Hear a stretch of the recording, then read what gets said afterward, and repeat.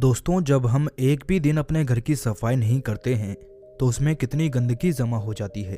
चारों तरफ मक्खियां भिनभिनाने लगती है और पूरे के पूरे घर में बदबू हो जाती है।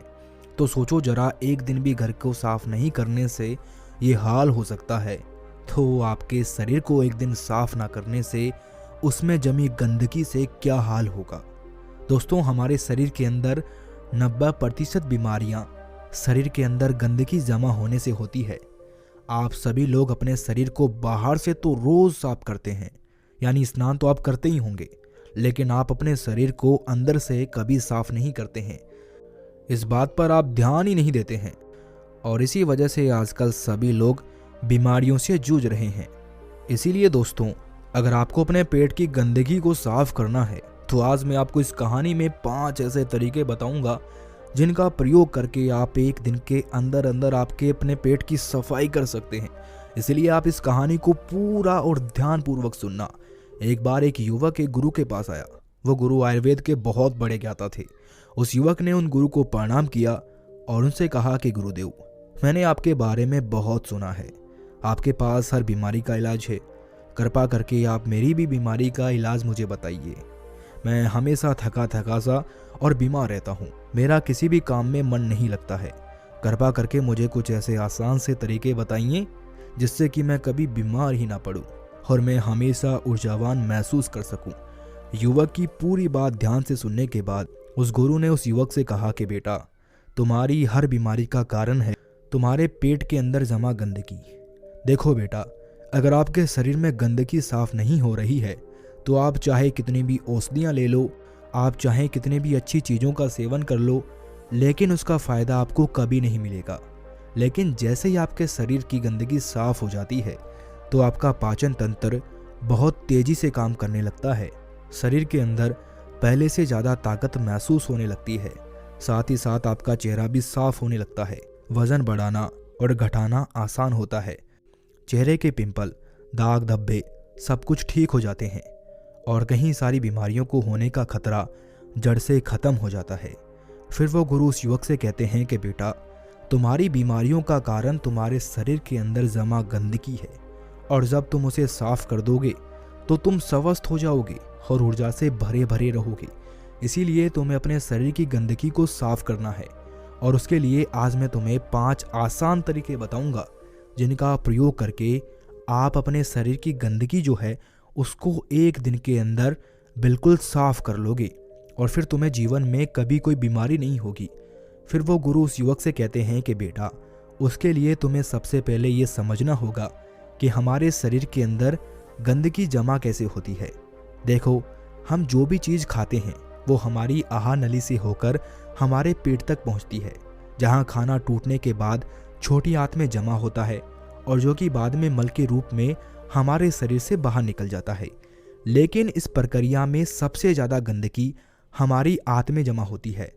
अगर हम अपनी आंत को ठीक से देखें तो उसमें अंगुली की तरह दिखने वाले छोटे छोटे उभार होते हैं जो कि एक फिल्टर की तरह काम करते हैं, क्योंकि इन उभर के अंदर नसें होती है जो हमारे शरीर के अलग अलग हिस्सों से जुड़ी होती है और इन्हीं नसों के जरिए खाने में मौजूद पोषक तत्वों को खींचकर खून में और हमारे शरीर के अंदर अलग अलग हिस्सों में पहुंचाया जाता है।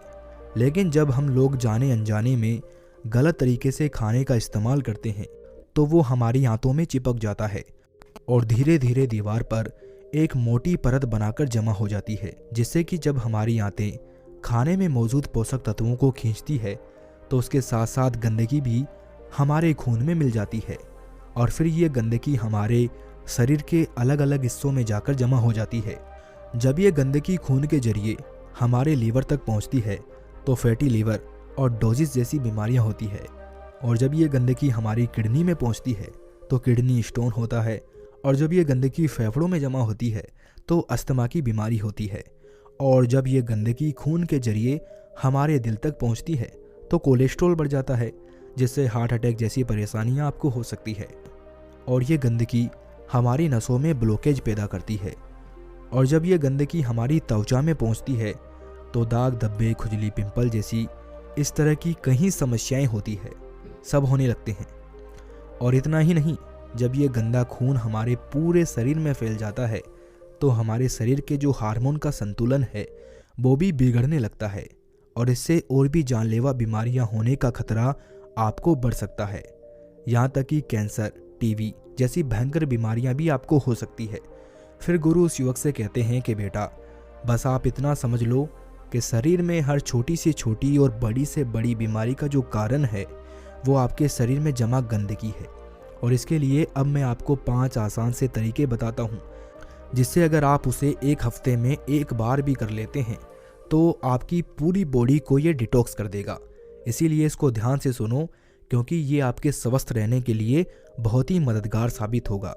फिर गुरु उस युवक से कहते हैं कि बेटा, सबसे पहला तरीका है, इसमें आपको करना है कि जैसे ही आप सुबह उठते हैं तो आपको सबसे पहले फ्रेश होने जाना है और इसके बाद आपको एक गिलास हल्का पानी गर्म करना है और उसमें आधा नींबू निचोड़ लेना है और फिर उस नींबू पानी को घूट घूट करके पी जाना है। नींबू में विटामिन सी होता है। विटामिन सी आपके सेल्स को रिपेयर करता है और आपकी इम्यूनिटी को इम्प्रूव करता है। सिर्फ यही नहीं, ये आपकी त्वचा और हड्डियों को भी स्वस्थ रखता है। अगर आपको चोट लगी है तो उस घाव को जल्दी भरने में ये आपकी मदद करता है। जब आप इस नींबू पानी को पीते हैं तो आपकी बॉडी हाइड्रेट होती है और ये पानी आपकी आंतों में चिपके हुए टॉक्सिन्स को साफ कर देता है। जब सुबह सुबह विटामिन सी आपके खून में जाएगा तो आपकी सेल्स में जमी हुई गंदगी बाहर निकलेगी और सेल्स में जो भी डैमेज हुआ है वो रिपेयर होने लगेगा। नींबू पानी पीने के बाद आपको क्या करना है, इसके बाद आपको 15 से 20 मिनट तक सुबह की धूप में बैठ जाना है। ऐसा करने से क्या होता है कि धूप में विटामिन डी होता है, जो कि हमारे शरीर के फंक्शंस के लिए बहुत ज़रूरी है।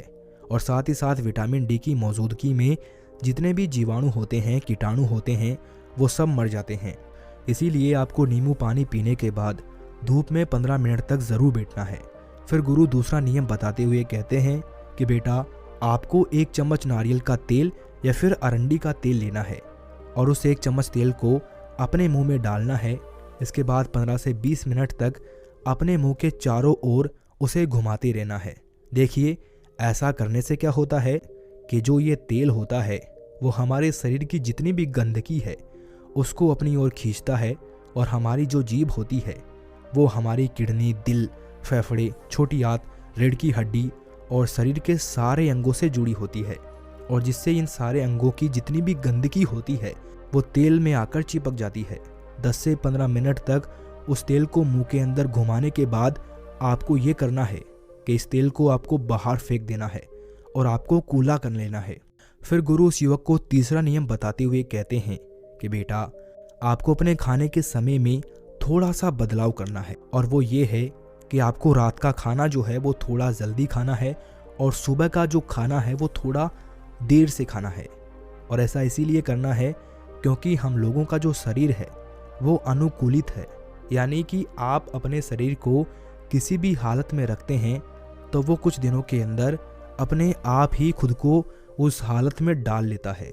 इसके साथ ही हमारा शरीर अपने आप को अंदर से खुद ही साफ करता है, लेकिन हम लोग कुछ ऐसी गलतियां कर बैठते हैं जिससे कि हमारे शरीर को अपने आप साफ होने का मौका ही नहीं मिल पाता है। देखिए, हमारे शरीर में जितने भी रिकवरी प्रोसेस हैं, यानी कि घाव भरने की प्रक्रियाएं होती है या फिर जितनी भी साफ सफाई की प्रक्रियाएं होती है, वो उस वक्त होती है जब हम लोग गहरी नींद में सो रहे होते हैं। लेकिन जब आप रात को खाने के तुरंत बाद ही सो जाते हैं तो आपके शरीर के जो अंग है वो उस खाने को पचाने में व्यस्त हो जाते हैं और जिससे कि उन्हें अपने शरीर को साफ करने का मौका ही नहीं मिल पाता है। इसीलिए आप ऊर्जावान महसूस नहीं कर पाते हैं और जब आप सुबह उठते हैं तो थका थका महसूस करते हैं। इसीलिए आपको क्या करना है कि रात के वक्त 6 से 7 बजे के बीच आपको अपना आहार ले लेना है। ऐसा करने से क्या होगा कि आपका जो खाना है वो सोने से पहले ही पूरी तरीके से पच जाएगा और जब आप रात को सोएंगे तो इसके बाद आपकी बॉडी के अंग अपने आप को अच्छी तरीके से डिटॉक्स कर पाएंगे। इसके अलावा जब भी आप खाना खाएं तो उसके 10 मिनट के बाद आपको एक छोटा सा अदरक का टुकड़ा लेना है, नाखून के आकार का जितना, और एक छोटा सा गुड़ का टुकड़ा लेना है और इन दोनों चीज़ों को आपको चबाकर खाना है। देखिए, ये दोनों चीज़ें क्या करती है। सबसे पहले चीज़ कि ये आपके शरीर की जितनी भी गंदगी है उसे खाने के साथ ही खींचकर बाहर निकाल देती है और दूसरी चीज़ है कि ये आपके खाने को सही तरीके से पचाने में मदद करती है, जिससे कि आपका खाना पच जाता है और पेट के अंदर पड़ा पड़ा सड़ता नहीं है। फिर इसके बाद गुरु उस युवक को चौथा नियम बताते हुए कहते हैं, आपको क्या खाना है और क्या नहीं खाना है, इसके ऊपर ध्यान देना होगा। सबसे पहली चीज़ है कि जब तक आप अपने शरीर को साफ नहीं करेंगे तो कुछ दिनों के लिए तेल से बनी हुई चीज़ें जैसे कचौरी, समोसा, पैटीज, चाउमीन, बर्गर और पैकेट में मिलने वाली चीज़ें, बिस्किट्स, चिप्स, कोल्ड ड्रिंक और चीनी से बनी सभी तरह की चीज़ें पूरी तरह खाना बंद करनी होगी, क्योंकि ये चीज़ें आपकी आंतों में गंदगी के रूप में जमा हो जाती है। फिर गुरु उस युवक को कहते हैं कि बेटा, तुम्हें ये तो पता चल गया कि तुम्हें क्या नहीं खाना है, अब तुम ये समझो कि आपको खाना क्या है। इसे ध्यान से सुनिए। आप अपने घर के अनाज में जो भी खा रहे हैं उसमें आपको किसी भी तरह का बदलाव करने की कोई ज़रूरत नहीं है। बस आपको एक चीज़ का ध्यान रखना है और वो है सब्जी। देखिए, जब भी आप खाना खाएं तो उसमें सब्जी की मात्रा ज़्यादा रखें। यानी कि पहले अगर आप आधी कटोरी सब्जी खाते थे तो अब से आप एक कटोरी सब्जी के साथ खाना खाएं। ऐसा करने से क्या होता है, क्योंकि सब्जियों में फाइबर की मात्रा अत्यधिक होती है और फाइबर ही वो चीज़ है जो आपकी आंतों में जमी गंदगी को खींचकर आपके मल के साथ आपके शरीर से बाहर निकाल सकती है। फाइबर आपके खाने को आंतों से अच्छी तरीके से बाहर निकालता है, जिससे आपकी आंतों में टॉक्सिन चिपक नहीं पाते हैं। इसीलिए खाने में फाइबर ज़्यादा लें। आप हरी सब्जियां खाना शुरू करें और फल खाएं। सेब, नारियल और अनार में आपको अच्छे से फाइबर मिलता है। साथ ही अगर आप संतरा खाते हैं तो आपको फाइबर व विटामिन सी दोनों मिलेंगे, जिसमें बहुत फ़ायदे हैं। इसके साथ ही आप खाना खाने के बाद इसरगोल भी ले सकते हैं, जिसमें भी फाइबर होता है। इसको आप पानी के साथ ले सकते हैं और दूध के साथ भी ले सकते हैं। फिर वो गुरु युवक को पांचवा नियम बताते हुए कहते हैं कि पूरे दिन में 20 से 30 मिनट तक ऐसा समय ज़रूर निकालें जिसमें आप किसी तरह का फिजिकल एक्टिविटी करें। आप चाहें तो खेल खेल सकते हैं, दौड़ सकते हैं, एक्सरसाइज कर सकते हैं, कुछ भी हो, यानी कि किसी भी तरह की फिजिकली एक्टिविटी होनी चाहिए। और ऐसा इसीलिए क्योंकि जब भी आप किसी तरह की फिजिकल एक्टिविटी करते हैं तो आपकी बॉडी से पसीना बाहर आता है और पसीने के साथ आपकी बॉडी की गंदगी भी बाहर आती है। तो अगर आप हर दिन में एक बार जमकर पसीना बहाओगे तो आपके शरीर में टॉक्सिन जो हैं वो बाहर आ जाएंगे।